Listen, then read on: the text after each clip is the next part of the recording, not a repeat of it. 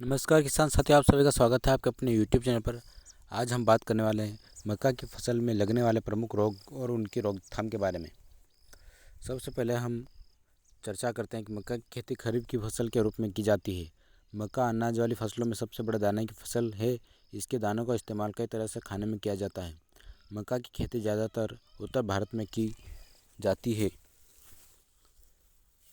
यह एक बहुत ही लाभकारी फसल है। बेबी कॉर्न के रूप में अगर इसकी फसल को लगाया जाए तो बहुत ही लाभकारी फसल है, लेकिन अनाज के रूप में भी इसकी पैदावार काफ़ी फायदे वाली फसल है। मक्का की फसल में भी कई तरह के रोग पाए जाते हैं, जिनकी उचित समय रहते देखभाल कर फसल को खराब होने से बचाया जा सकता है। आज हम आपको मक्का की फसल में लगने वाले प्रमुख रोग और उनकी रोकथाम के बारे में बताने वाले हैं। सबसे पहले बात करते हैं पत्ती झुलसा के बारे में। मक्के के पौधे में पत्ती झुलसा रोग का असर पत्तियों पर देखने को मिलता है। इस रोग के प्रभाव की वजह से पौधे पर शुरुआत में नीचे की पत्तियां सूखने लगती हैं और पत्तियों पर लंबे आकार के भूरे पीले धब्बे बन जाते हैं। रोग बढ़ने पर पौधे में ऊपर की पत्तियां भी धीरे धीरे सूखने लगती हैं, जिससे पौधा विकास करना बंद कर देता है। रोकथाम। इस रोग की रोकथाम के लिए पौधों पर जिनेब या जिरम की 2 किलो की मात्रा का छिड़काव पौधों पर करना चाहिए। इसके अलावा नीम के तेल की उचित मात्रा का छिड़काव पानी में मिलाकर करने से पौधों में लाभ देखने को मिलता है। दूसरा प्रमुख रोग है डाउनी मिल्ड्यू। मक्का के पौधे पर इस रोग का प्रभाव पौधे के अंकुरण के 12 से 15 दिन बाद ही दिखाई देगा। इसके लगने पर शुरुआत में पौधे की पत्तियों पर सफ़ेद रंग की धारियाँ दिखाई देती है। रोग बढ़ने की स्थिति में प्रभावित पौधे की पत्तियों पर सफ़ेद रुई जैसा आवरण दिखाई देने लगता है, जिससे पौधा प्रकाश संश्लेषण की क्रिया बंद कर देता है, जिससे पौधे का विकास भी रुक जाता है, जिस कारण पौधे को नुकसान पहुंचता है। रोकथाम। इसके लिए आपको खेत की तैयारी के वक्त ही खेत की सफाई कर उसकी गहरी जुताई कर तेज़ धूप लगने के लिए खुला छोड़ देना चाहिए। तना सड़न। तीसरा रोग।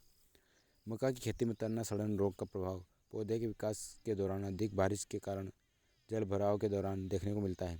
इस रोग की शुरुआत पौधे पर पहली गांठ से होता है। इस रोग के लगने पर पौधे के तने को पोरियों पर जली धब्बे दिखाई देने लगते हैं, जो बहुत जल्दी सड़ने लग जाते हैं और पौधे की पत्तियां पीला पड़कर सूखने लगती हैं, जिसका असर बाद में पूरे पौधे पर देखने को मिल सकता है। रोकथाम। इस रोग की रोकथाम के लिए 500 ग्राम कॉपर ऑक्सीक्लोराइड या 60 ग्राम एग्रीमाइसिन की मात्रा का छिड़काव प्रति हेक्टेयर की दर से पौधे पर करें। इसके अलावा कैप्टन दवा का छिड़काव किया जा सकता है। चौथा रोग है तुलासिता रोग। मक्के के पौधे में लगने वाला तुलासिता रोग एक फफूंद जनित रोग है। इस रोग के लगने से पौधे की पत्तियों पर पीली धारियाँ पड़ जाती हैं और पत्तियों की निचली सतह पर सफ़ेद रुई जैसी फफूंदी दिखाई देने लगती हैं, जो धीरे धीरे लाल भूरे रंग में बदल जाती है। इस रोग के लगने से पौधों में निकलने वाले सिट्टों की संख्या में कमी देखने को मिलती है, जिससे पैदावार भी कम होती है। इस रोग की रोकथाम के लिए जिंक मैंगनीज कार्बोनेट या जिरम की 2 किलो मात्रा को पानी में मिलाकर प्रति हेक्टेयर की दर से पौधों पर छिड़कना चाहिए। पांचवा है तना छेदक। मक्के के पौधे में लगने वाला तना छेदक रोग कीट जनित रोग है। इस रोग की सुंडी पौधे के तने के अंदर छिद्र बनाकर रहती है, जो अंदर से पौधे को खाकर उसे कमज़ोर बना देती है, जिससे पौधा विकास करना बंद कर देता है। इस रोग की सुंडी का रंग सफ़ेद दिखाई देता है। पौधों पर इस रोग का प्रभाव जुलाई और अगस्त माह में अधिक देखने को मिलेगा। रोकथाम के लिए आपको मोनोक्रोटोफास या क्लोरोपाइरिफास की उचित मात्रा का छिड़काव करना चाहिए। छठा रोग है गेरुआ रोग। मक्के के पौधे में इस रोग का प्रभाव पौधों की पत्तियों पर देखने को मिलेगा। इस रोग के लगने से पौधे की पत्तियों पर स्लेटी रंग के उभरे हुए धब्बे दिखाई देंगे, जिन्हें छूने पर हाथों पर स्लेटी रंग का पाउडर चिपक जाएगा। पौधों पर यह रोग अधिक नमी की वजह से फैलता है। रोग बढ़ने पर पौधे की पत्तियां पीली होकर नष्ट हो जाती हैं, जिससे पौधों का विकास रुक जाएगा। रोकथाम। खड़ी फसल में रोग दिखाई देने पर मैंकोजेब की 2.5 ग्राम मात्रा को प्रति लीटर की दर से पानी में मिलाकर पौधे पर छिड़कना चाहिए। सातवां रोग पत्ती लपेटक कीट। मक्का के पौधे में पत्ती लपेटक कीट रोग का प्रभाव पौधे की पत्तियों पर दिखाई देता है। जो इस रोग के कीट पौधे की पत्तियों को लपेट कर उनके अंदर सुरंग बनाकर रहते हैं, जो इनके अंदर रहकर ही पत्तियों का रस चूसेंगे, जिससे पत्तियां सूखकर पीली पड़ जाती हैं और धीरे धीरे जाली का रूप धारण कर लेती हैं।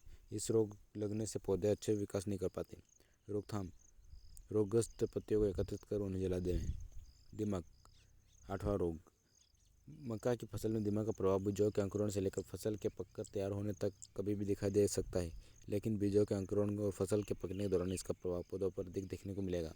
इस रोग के कीट पौधे की जड़ों पर आक्रमण कर पौधे को अंकुरित होने से पहले ही नष्ट कर देंगे, जिससे पौधा मुरझा जाएगा। रोकथाम: फसल रोपाई के बाद रोग दिखाई देने पर क्लोरोपाइरीफास 20% इसी की 2.5 लीटर मात्रा को प्रति हेक्टेयर की दर से सिंचाई के साथ पौधों को देना चाहिए।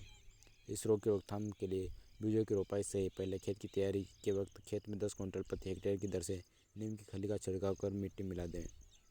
8वां रोग सूत्रकृमि: मक्का के पौधे में लगने वाला सूत्रकृमि पौधों को काफ़ी ज़्यादा नुकसान पहुंचाएगा। इस रोग का लार्वा जमीन में रहकर पौधों को नुकसान पहुंचाता है। इस रोग का लार्वा बेलनाकार दिखाई देगा, जिसकी लंबाई 3 सेंटीमीटर तक पाई जाती है।